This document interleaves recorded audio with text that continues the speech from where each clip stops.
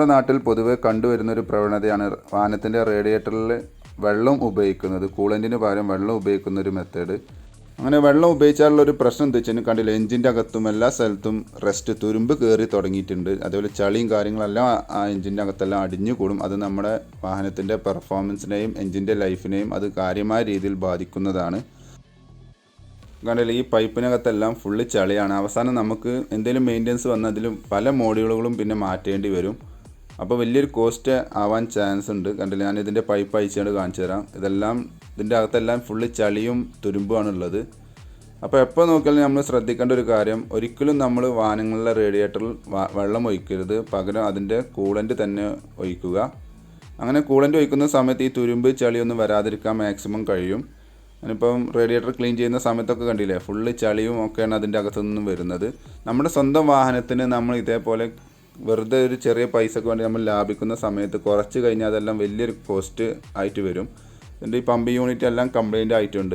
ഇതിൻ്റെ അതെല്ലാം ഫുള്ള് ചളിയും തുരുമ്പെല്ലാം കയറിയിരിക്കുന്നത് കാണാൻ നിങ്ങൾക്ക് സാധിക്കും. ഇതെല്ലാം തുരുമ്പിച്ചിട്ടുണ്ട്. അപ്പോൾ എന്തായാലും ഇനി ഇത് യൂസ് ചെയ്യാൻ കഴിയില്ല. അപ്പോൾ ഇതെല്ലാം നമ്മൾ മാറ്റേണ്ടി വരും. അപ്പോൾ കമ്പനി പറയുന്നത് ഇത്ര പെർസെൻറ്റേജ് കൂളൻറ്റും ബാക്കി കുറച്ച് പെർസെൻറ്റേജ് വെള്ളം ഒഴിക്കുക എന്നുള്ളതാണ്, മിക്സ് ചെയ്യാം എന്നുള്ളതാണ്. പക്ഷേ നമ്മുടെ സ്വന്തം വാഹനമാണെങ്കിൽ നമ്മൾ വെള്ളം ഉപയോഗിക്കേണ്ട ആവശ്യമില്ല. കംപ്ലീറ്റ് റേഡിയേറ്റർ തന്നെ കംപ്ലീറ്റ് കൂളൻ്റ് തന്നെ ഉപയോഗിക്കുക.